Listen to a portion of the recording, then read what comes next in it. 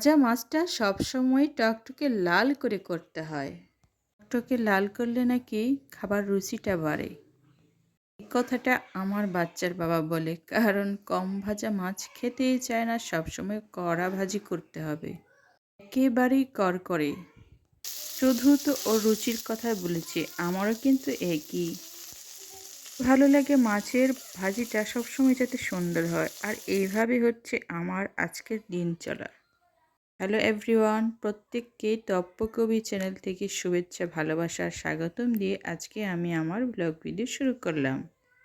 মাছ ভাজিটা তো করে নিচ্ছি। আজকে আমি রান্না করব হচ্ছে কাঁচা কলা আর হালকা একটা পটল ছিল, সেগুলো দিয়ে মাছের হালকা ঝোল, মানে মাখা মাখা ঝোল। এর জন্য মাছটা আমি খুব কড়াভাবে ভেজে নিয়েছি আজকে, যাতে সবার রুচি একটু বেশি বাড়ে। একা একা বাচ্চা লালন পালন করা আসলে একটু কঠিন বিষয়, কারণ সারাদিন মার কাছেই থাকে, মার সাথেই খেলাধুলা। তাই বাধ্য হয়ে কি করলাম, আমি ওকে কোলে নিয়ে কিছুটা মাছ ভাজি করে নিচ্ছি। মশলা তো আগে বেটে রেখেছি যখন সে খেলাধুলা করছিল। কিছু মশলা আমার কষানো প্রায় হয়ে গেছে, এবার কিন্তু সবজিটা ঢেলে দেওয়ার পালা।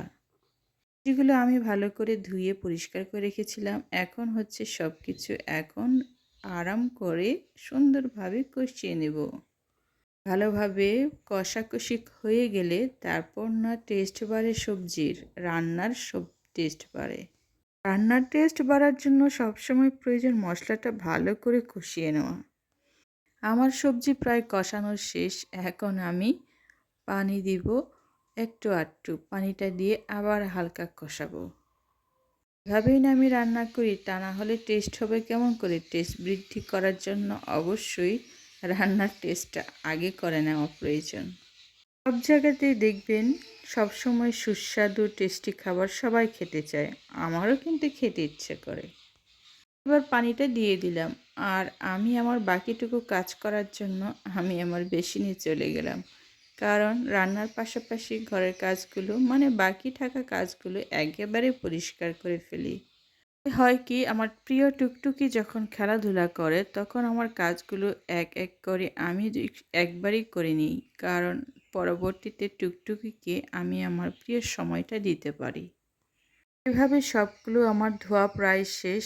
এখন এগুলো একটা একটা করে সাজিয়ে আবার আমি এটাকে গুছিয়ে রেখে দেব, তাহলে আমি এই অন্যান্য সময়গুলোতে অন্য কাজ করতে পারবো। মাঝে মধ্যে মনে হয় এই কাজগুলো আমি না করলে করবে কে? আমারই তো ঘর, আমার সংসার, আমার প্রিয় সংসার, আমার সুখের সংসার। সব কিছু গুছিয়ে গুছিয়ে রাখলে না আমার মনের প্রশান্তি হয়, ঘরে থাকতে ইচ্ছে করে, বাচ্চাদেরও ভালো লাগে, কারণ আমার টুকটুকিও বোঝে, আমার টুকটুকিরাও বোঝে যে ঘরটা খুব সুন্দর গোছানো। এতে করে আমার মন মানসিকতা ভালো থাকে, প্রশান্তি পাই, আর মনের ভিতর অন্য কোনো চিন্তা আসে না সবসময় কাজের মধ্যে ডুবে থাকলে। অন্য কেউ যে কী মনে করে জানি না, তবে আমি আমার বিষয়ে বলি, আমি সবসময় ব্যস্ত থাকার চেষ্টা করি একজনাতে একটা, কারণ ব্যস্ত থাকলে হয় কি, নিজের মগজটা খুব ভালো কাজ দেয় এবং সবসময় সক্রিয় থাকে। আমি সারাদিন ঠিক এইভাবে অ্যাক্টিভ থাকার চেষ্টা করি, আর এই অ্যাক্টিভনেসটা আমার সবসময় থাকে। কীভাবে যে সকাল থেকে বিকেল, বিকেল থেকে সন্ধ্যা হয় টেরই পাওয়া যায় না।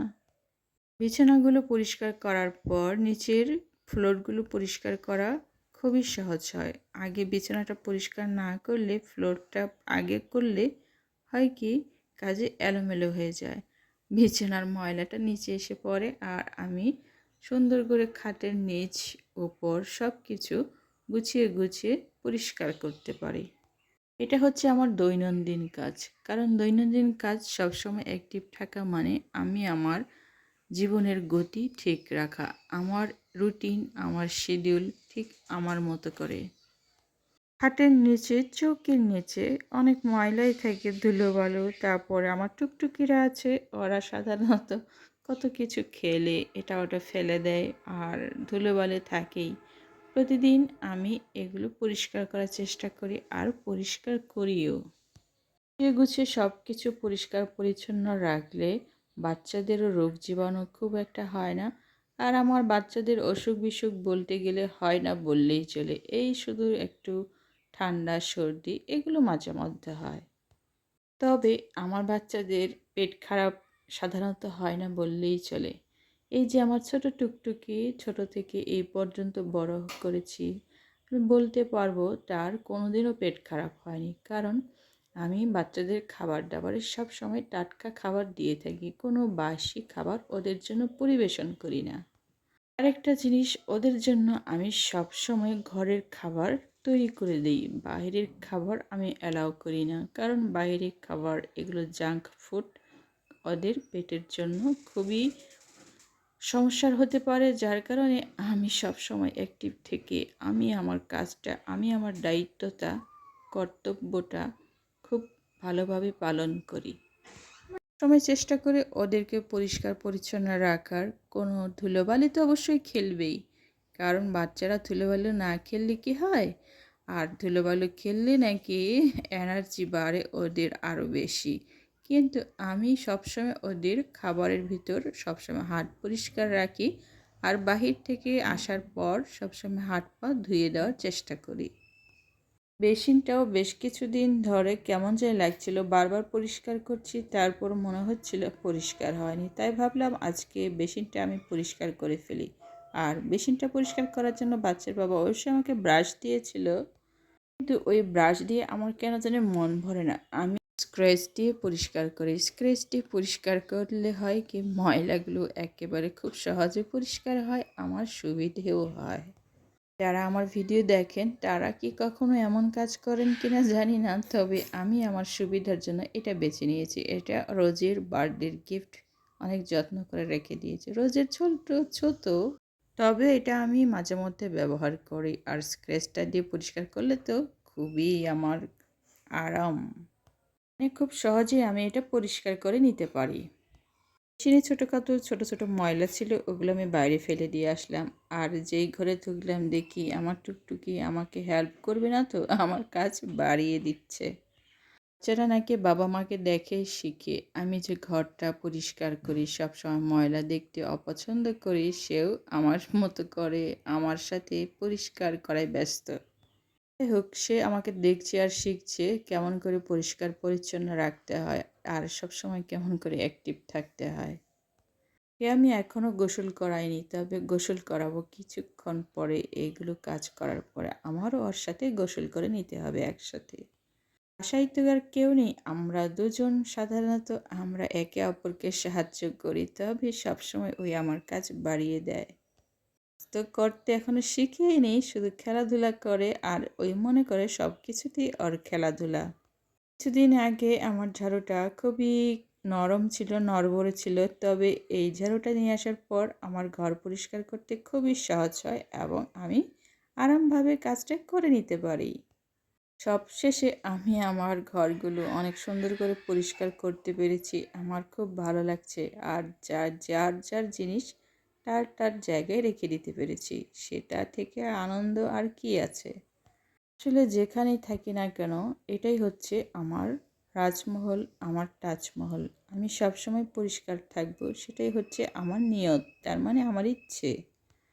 এইভাবে গুছিয়ে গুছিয়ে রাখলে হয় কি, ঘরের সৌন্দর্য বাড়ে আর সবারই মন মানসিকতা ভালো থাকে। একদিন বাচ্চার বাবা আমাকে বলছিল, আজকে ঘর গোছানোটা আমার খুব ভালো লেগেছে, পছন্দ হয়েছে। এর থেকে ভালো কথা শোনার আর কি আছে। সে নিশ্চয়ই আমার প্রশংসা করেছে, আমি কাজ করেছি, সে বুঝতে পেরেছে। আর সবারই মন মানসিকতা ভালো থাকে ঘরটা গুছিয়ে গুছিয়ে রাখলে।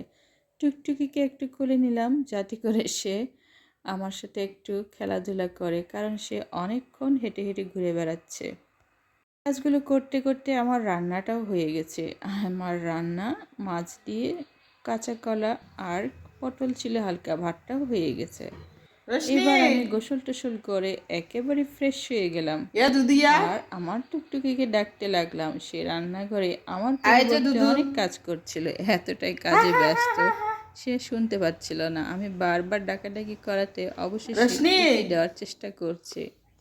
সে অনেকটাই বোঝে, আমি যখন ওকে ডাকাডাকি করি তখন সে আওয়াজ দেয় এবং উপস্থিতি জ্ঞাপন করে, এতটাই তার বোধগম্য হয়েছে। এতে আমি অনেক খুশি। আজকে এই পর্যন্ত। এটা